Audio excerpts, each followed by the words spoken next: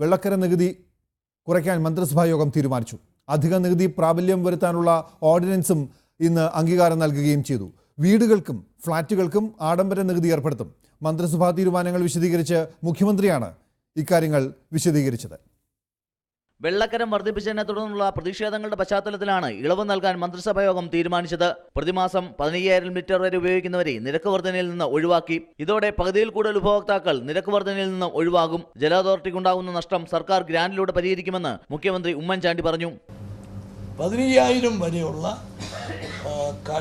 Litre എടുക്കുന്ന കൺസ്യൂമേഴ്സിന് ഇതുവരെ കൊടുത്തതുപോലെ മാത്രം കൊടുത്താൽ മതി. അതിൻ്റെ മുകളിലുള്ള 10,000-ന് 6 രൂപ വെച്ച് 260 കോടിയുടെ അധിക വിഭവ സമാഹരണത്തിനുള്ള നിർദ്ദേശങ്ങൾക്കും മന്ത്രിസഭ അംഗീകാരം നൽകി. പാവപ്പെട്ടവരെയോ സാധാരണക്കാരെയോ ബാധിക്കാതെ മേൽത്തട്ടുകാരെ മാത്രം ബാധിക്കുന്ന തരത്തിലാണ് അധിക വിഭവ സമാഹരണമെന്നും മുഖ്യമന്ത്രി പറഞ്ഞു. അനധികൃത കെട്ടിട നിർമ്മാണങ്ങൾ നിയമവിധേയമാക്കുന്നതും ഇതിൽ ഉൾപ്പെടും. ആഡംബര വാഹനങ്ങൾക്കും വീടുകൾക്കും അധിക നികുതി ഏർപ്പെടുത്തി. 15% ആണ് നിലവിലുള്ള എല്ലാത്തിനുമുള്ള നികുതി. അത് ഈ 20 ലക്ഷത്തിന് മുകളിലുള്ള കാറുകൾക്ക് 20% വർദ്ധിപ്പിക്കുന്നു. 3000 അടിക്ക് ചതുരശ്ര അടിക്ക് മുകളിലുള്ള വീടുകൾക്ക് സ്ലാബ് റേറ്റിൽ നികുതി വർദ്ധിപ്പിക്കുന്നു. അതുപോലെ 2000 ചതുരശ്ര അടിക്ക് മുകളിലുള്ള ഫ്ലാറ്റുകൾക്ക് സ്ലാബ് റേറ്റിൽ വർധന കൊണ്ടുവരുന്നു. കഴിഞ്ഞ മന്ത്രിസഭാ യോഗത്തിൽ വർദ്ധിപ്പിച്ച നികുതികൾ പ്രാബല്യത്തിൽ വരുത്താനുള്ള വിവിധ ഓർഡിനൻസുകൾക്കും മന്ത്രിസഭാ യോഗം അംഗീകാരം നൽകി. TV news, Thiruvananthapuram. CP Narayanan MP, Antony Raju എന്നിവർ തിരുവനന്തപുരം സ്റ്റുഡിയോയിലുണ്ട്. ആദ്യം ശ്രീ CP നാരായണൻ, ആഗോള രംഗത്ത് ഇന്ത്യയുടെ യശസ് ഉയർന്നു കേട്ട ഒരു ദിവസം നമുക്കിവിടെ നാട്ടിൽ ഇത് ആദ്യം സംസാരിക്കേണ്ടി വരുന്നതിൻ്റെ ഒരു ദുര്യോഗമുണ്ട്. സംസ്ഥാന മന്ത്രിസഭ ഇന്ന് പുതുക്കിയ നികുതി നിരക്കുകൾക്ക്, കൂട്ടിയ നികുതി നിരക്കുകൾക്ക് അംഗീകാരം നൽകിയത് ഓർഡിനൻസ് ആയിരിക്കുന്നു. ഇതിനൊരു രാഷ്ട്രീയ സാമൂഹ്യ വശത്തെ താങ്കൾ എങ്ങനെ പെട്ടെന്ന് കാണും ശ്രീ CP നാരായണൻ? ഞാൻ ആദ്യം നമ്മുടെ ഇന്ന് നമുക്ക് രാജ്യത്തിനാകെ ആഗോളതലത്തിൽ യശസ് ഉയർത്തിയ നമ്മുടെ എല്ലാ ശാസ്ത്രജ്ഞന്മാർക്കും ബഹിരാകാശ രംഗത്ത് പ്രവർത്തിക്കുന്ന എല്ലാവർക്കും, ഡോക്ടർ രാധാകൃഷ്ണൻ മുതലുള്ള എല്ലാ ആളുകൾക്കും എൻ്റെ അഭിനന്ദനങ്ങൾ ആദ്യം അറിയിക്കട്ടെ. ഇന്ന് മന്ത്രിസഭ ഈ തീരുമാനമെടുത്തു നികുതി നിരക്കുകൾ കൂട്ടാൻ. നേരത്തെ പ്രഖ്യാപിച്ചതിൽ നിന്ന് ചില വ്യത്യാസം അവർ വരുത്തി. വെള്ളക്കരത്തിൻ്റെയും മറ്റും കാര്യത്തിൽ സാമ്പത്തിക ശേഷി കൂടുതലുള്ള ആളുകളുടെ മേൽ നികുതി ചുമത്തുന്നതിന് പ്രതിപക്ഷം എതിര് പറഞ്ഞിട്ടില്ല. പക്ഷെ അതല്ല, എല്ലാവർക്കും ഒരേ താപ്പ് വെച്ച് സാധാരണക്കാരായ ആളുകളുടെ മേൽ പുതിയ നികുതി ഭാരം കൊണ്ടുവരുന്നതിനെയാണ് ഞങ്ങൾ എതിർത്തത്. ഇപ്പോൾ തന്നെ കുടിശ്ശിക പിരിക്കേണ്ടത് പലതും ഒന്നുകിൽ സർക്കാരിൻ്റെ അല്ലെങ്കിൽ വൻകിട സ്ഥാപനങ്ങളുടെ കുടിശ്ശികയാണ് പിരിക്കാനുള്ളത്. അത് വെള്ളക്കരമായാലും മറ്റു കാര്യങ്ങളിലായാലും ആദ്യം അത് പിരിച്ചെടുത്തിട്ട് വേണ്ടിയിരുന്നു ഈ പുതിയ നികുതി ഭാരം കൊണ്ടുവരാൻ. അതല്ലാതെ ഈ തരത്തിൽ ഒരു നികുതി ഭാരം കൊണ്ടുവരുന്നത് ഒട്ടും ശരിയല്ല എന്നാണ് ഞങ്ങളുടെ അഭിപ്രായം. ബജറ്റ് പാസ്സാക്കിയിട്ട് ഏതാനും മാസങ്ങളേ ആയിട്ടുള്ളൂ. ആ ബജറ്റിൽ പ്രതീക്ഷിക്കാത്ത തരത്തിലുള്ള ഒരു സംഭവ വികാസവും ഇവിടെ ഉണ്ടായിട്ടില്ല. ആകെ ഉണ്ടായിട്ടുള്ളത് കഴിഞ്ഞ 3 വർഷമായി സർക്കാരിൻ്റെ നികുതി പിരിവ് ഓരോ വർഷവും അവർ പ്രഖ്യാപിച്ചതിൽ നിന്നും കുറവായിരുന്നു. 10, 12, 15% കുറവായിരുന്നു. ഇതുമൂലമാണ് സർക്കാരിൻ്റെ ബജറ്റ് കമ്മി വർദ്ധിച്ചതും ഇപ്പോൾ സാമ്പത്തിക പ്രയാസം നേരിടുന്നതും. പല കഴിഞ്ഞ ദിവസങ്ങളിലുള്ള ഈ ചർച്ചകളിലെല്ലാം ശ്രീ CP നാരായണനെ പോലെയുള്ള സാമ്പത്തിക വിദഗ്ധരായി നിൽക്കുന്നവർ രാഷ്ട്രീയത്തിനപ്പുറം പറയുന്ന സാമ്പത്തിക വശമാണത്. ശ്രീ ആന്റണി രാജു, ഇന്ന് ഒരു അഭിനന്ദന വാക്ക് പറഞ്ഞുകൊണ്ട് അദ്ദേഹത്തിന് തുടങ്ങാനായി. പക്ഷേ ഈ അഭിനന്ദന വാക്കുകൊണ്ട് പറഞ്ഞു തുടങ്ങാൻ പറ്റുന്നൊരു അവസ്ഥയിലാണോ താങ്കൾ, സർക്കാർ, മുന്നണി ഒക്കെ തന്നെ?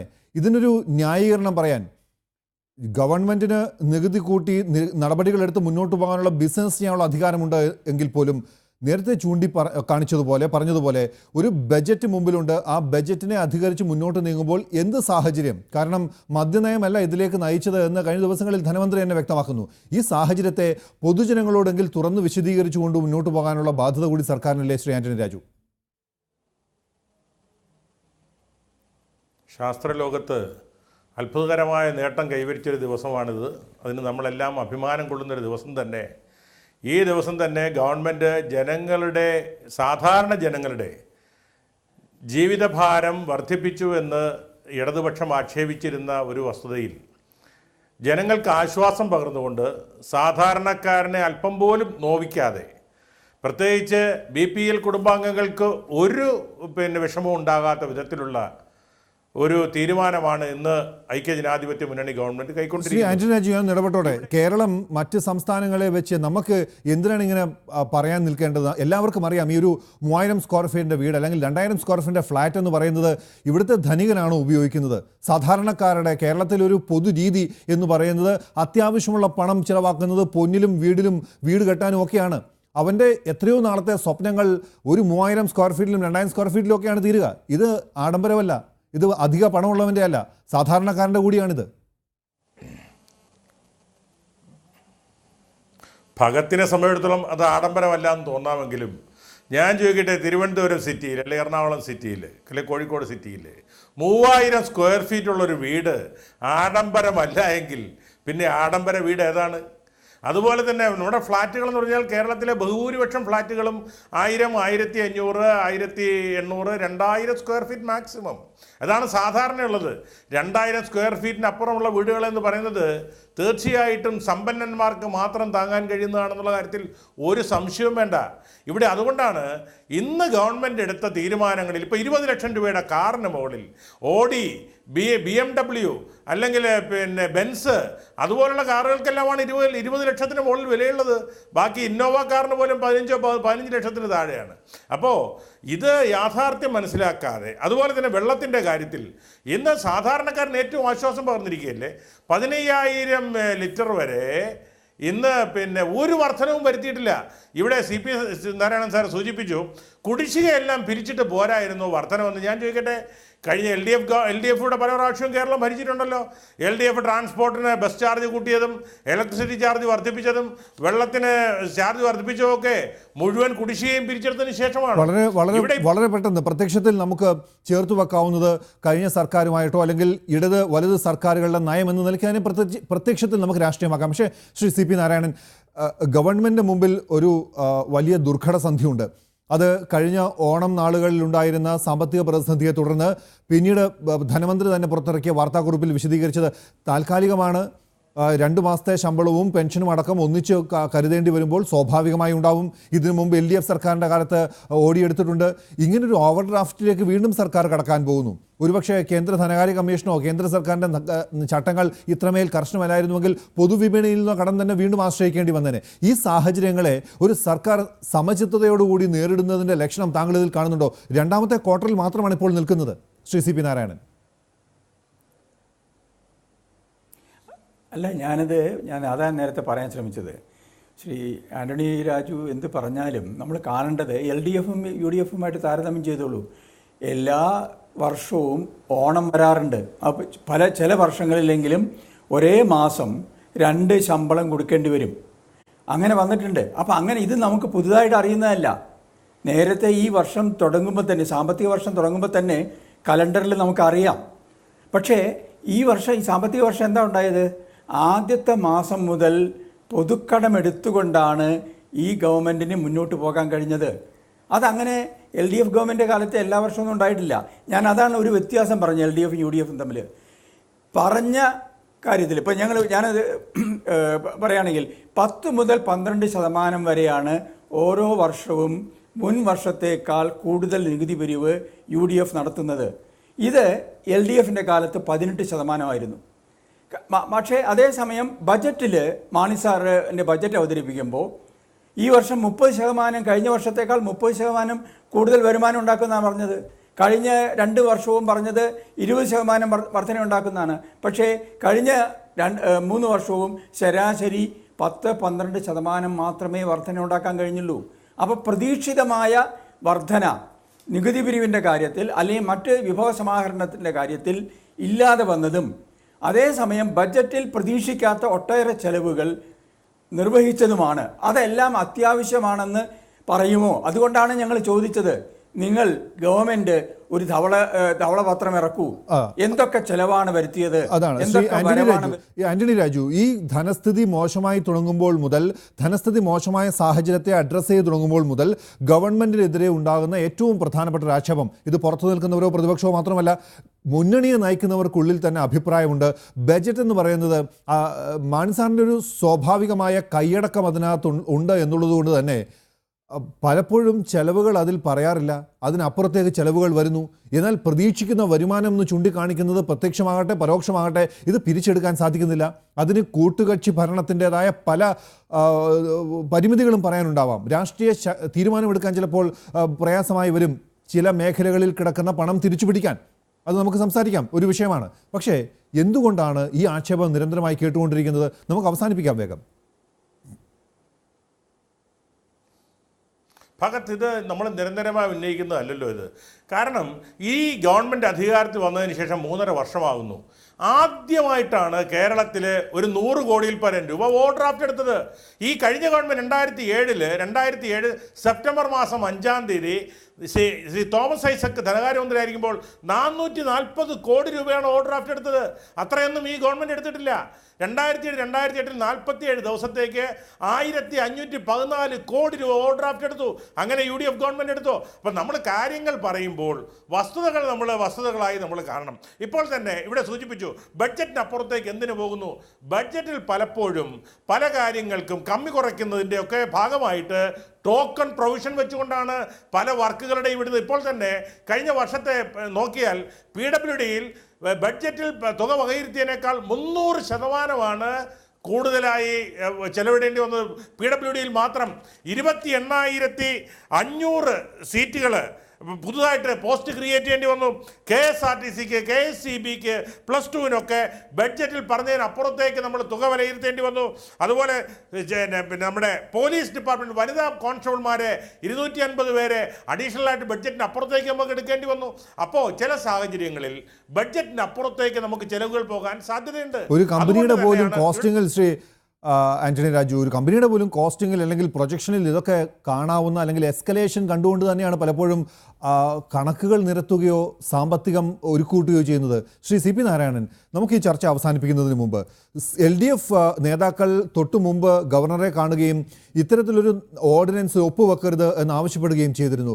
അത്തരമൊരു ജനദ്രോഹപരമായ ഓർഡിനൻസ് ആണെങ്കിൽ അല്ലെങ്കിൽ ജനാധിപത്യത്തിന് വിരുദ്ധമായി അതിൽ ഒപ്പുവെക്കില്ല എന്ന ഒരു ഉറപ്പ് അദ്ദേഹം നൽകിയതായാണ് LDF നേതാക്കൾ അതിനുശേഷം മാധ്യമപ്രവർത്തകരോട് പറഞ്ഞത്.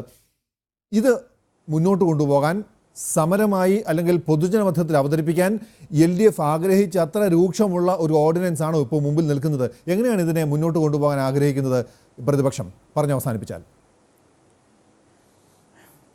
ഈ വർഷത്തെ ബജറ്റിൽ നിർദ്ദേശിച്ച നികുതികളേക്കാൾ കൂടുതൽ നികുതിയാണ് ഇപ്പോൾ ചുമത്തുന്നത് മൊത്തത്തിൽ ഒരു വർഷത്തേക്ക് വരുമ്പോൾ. അങ്ങനെ വരുമ്പോൾ ആ പുതിയ നികുതികൾ വരുമ്പോൾ സ്വാഭാവികമായിട്ട് ഗവൺമെൻറ് ചെയ്യേണ്ടത് അത് നിയമസഭയുടെ മുമ്പിൽ അവതരിപ്പിക്കുകയാണ്. ഇന്നല്ലെങ്കിൽ നാളെ നിയമസഭ അംഗീകരിക്കാതെ ഈ ചെലവുകൾ ഗവൺമെന്റിന്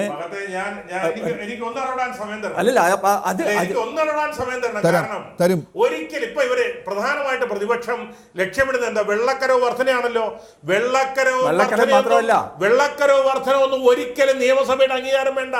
നിയമസഭയിൽ ബഡ്ജറ്റിൽ വരുന്നതല്ല, ബഡ്ജറ്റിന്റെ പർവ്വതയിൽ കൊണ്ടുവന്ന് ചർച്ച ചെയ്യേണ്ട വിഷയമേ അല്ല. വെള്ളക്കരത്തിന്റെ അല്ല അദ്ദേഹം സൂചിപ്പിച്ചത്. ബഡ്ജറ്റിൽ പറഞ്ഞതിന് അധികമായി നികുതി പ്രപ്പോസ് ചെയ്യുകയാണെങ്കിൽ അത് സാമ്പത്തികമായ അത് ഭൂനികുതി തുടങ്ങിയ പലതും അവർ ചർച്ച ചെയ്യുന്നുണ്ടല്ലോ പത്രങ്ങളിൽ. അപ്പം അതൊക്കെ ആണെങ്കിൽ എന്തുകൊണ്ട് ഇങ്ങനെ ബജറ്റ് പാസാക്കി 3 മാസത്തിനകം പുതിയൊരു ബജറ്റ് കൊണ്ടുവരുന്ന രീതിയിലുള്ള ഒരു പ്രവർത്തനം വേണ്ടി വന്നു? അത് ഒരു ഓർഡിനൻസ് വഴിയല്ലാതെ ഒരു സപ്ലിമെൻ്ററി ബഡ്ജറ്റ് പോലെ കൊണ്ടുവരാമായിരുന്നല്ലോ. ചെലവ് കൂടുതൽ വരുന്നുണ്ടെങ്കിൽ, ശ്രീ ആന്റണി രാജു പറഞ്ഞ പോലെ ചെലവ് കൂടുതൽ വരുന്നുണ്ടെങ്കിൽ അത് തന്നെ ഈ PWD വന്നത് മാത്രമല്ല, പല ചർച്ചകളിലും ഞാൻ കാണുന്നത് പുതിയ കോളേജുകളും മറ്റുമൊക്കെ ബജറ്റിൽ പ്രതീക്ഷിച്ചതിന് ശേഷം പുതിയത് കൊണ്ടുവരിക. അപ്പം അത് കാണിക്കുന്നത് സാമ്പത്തികമായ അച്ചടക്കരാഹിത്യമാണ്. അതിൽ കുറഞ്ഞൊന്നുമല്ല. ജനങ്ങൾക്ക് സൗകര്യങ്ങൾ ഉണ്ടാക്കാൻ വേണ്ടി പലതും ചെയ്യാം. പക്ഷേ ഇതിനൊക്കെ ഈ സാമ്പത്തികമായ അച്ചടക്കം ആവശ്യമാണ്.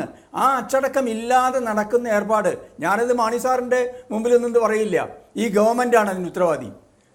അതുകൊണ്ടാണ് നിയമസഭയ്ക്ക് മുമ്പിൽ ഗവൺമെൻറ് യുവ കാര്യങ്ങൾ കൊണ്ടുവന്ന് ചർച്ച ചെയ്യണം. മാണി സാറിൻ്റെ പഠിക്കൽ ഇതിൻ്റെ മുഴുവൻ പാപഭാരവും കൊണ്ടുവയ്ക്കാനൊന്നും ഞങ്ങൾ തയ്യാറല്ല. അതൊരു വലിയ ആശ്വാസമാണ് ശ്രീ ആന്റണി രാജു.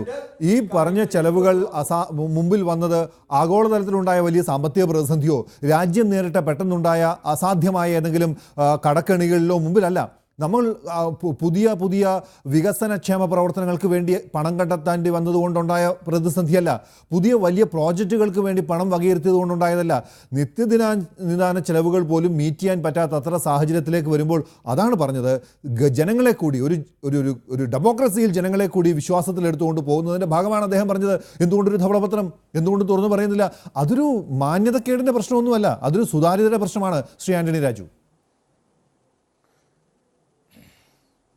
അല്ല, ഞാൻ CP നാരായണൻ സാർ പറഞ്ഞ അഭിപ്രായങ്ങളോട് എനിക്ക് പൂർണ്ണമായി വിയോജിക്കാൻ കഴിയില്ല. പല കാര്യങ്ങളിലും ധനകാര്യ വകുപ്പ് മന്ത്രിയെ മറയാക്കി നിർത്തിക്കൊണ്ട്, ധനകാര്യ വകുപ്പ് മന്ത്രിയുടെ എതിർപ്പുകളെ അവഗണിച്ചുകൊണ്ട്, ധനകാര്യ വകുപ്പിൻ്റെ കർശനമായ മുന്നറിയിപ്പുകളെല്ലാം അവഗണിച്ചുകൊണ്ട് പല മന്ത്രിമാരും ക്യാബിനറ്റിൽ കൊണ്ടുവന്ന് പല നിർദ്ദേശങ്ങളും നമ്മുടെ സാമ്പത്തിക പരിധികൾക്കപ്പുറം ഉള്ള കാര്യങ്ങൾ, നിയമസഭയിൽ പോലും പാസ്സാക്കാത്ത കാര്യങ്ങളെ നിർബന്ധപൂർവം പാസ്സാക്കിയെടുക്കുന്ന ഒരു പ്രവണത ഈ ഉമ്മൻചാണ്ടി ഗവൺമെൻറ് ഉണ്ട് എന്നുള്ള വസ്തു, അതിനെതിരെ ധനകാര്യ വകുപ്പ് മന്ത്രി പരസ്യമായിട്ട് തന്നെ നിലപാടെടുത്തിട്ടുണ്ട്.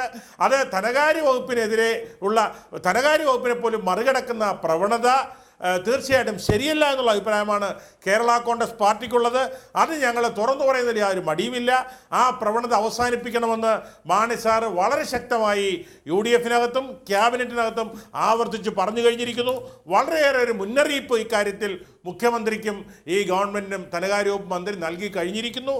പക്ഷേ പലപ്പോഴും നമുക്കറിയാം, ഒരു ക്യാബിനറ്റ് തീരുമാനമെടുക്കുമ്പോൾ അതിന് ധനകാര്യ വകുപ്പ് മന്ത്രി എന്നുള്ള നിലയ്ക്ക് അദ്ദേഹത്തിന് നിർബന്ധിതമായി വഴങ്ങേണ്ട അവസ്ഥ പല ഘട്ടങ്ങളിലുണ്ട്. +2ൻ്റെ കാര്യത്തിൽ ധനകാര്യ വകുപ്പ് മന്ത്രി കടുത്ത എതിർപ്പാണ് പ്രകടിപ്പിച്ചത്. നമ്മുടെ സാമ്പത്തിക പരിസ്ഥിതിയിൽ നിന്നുകൊണ്ട് ചെയ്യാൻ കഴിയില്ല. അതുപോലെ PWD പല വർക്കുകളെയും അധികരിച്ച് വരുമ്പോൾ, പക്ഷേ ഇതെല്ലാം മുഖ്യമന്ത്രിയുടെ അനുവാദത്തോടു കൂടി ക്യാബിനറ്റിൽ കൊണ്ടുവന്ന് മന്ത്രിമാർ അഡീഷണലായിട്ട് കൊണ്ടുവന്ന് പാസ്സാക്കിയെടുക്കുമ്പോൾ പലപ്പോഴും അവിടെ ധനകാര്യ വകുപ്പ് മന്ത്രിക്ക് നോക്കി നിൽക്കാൻ അല്ലാതെ കഴിയാത്ത സാഹചര്യം ഉണ്ടായിട്ടുണ്ട്.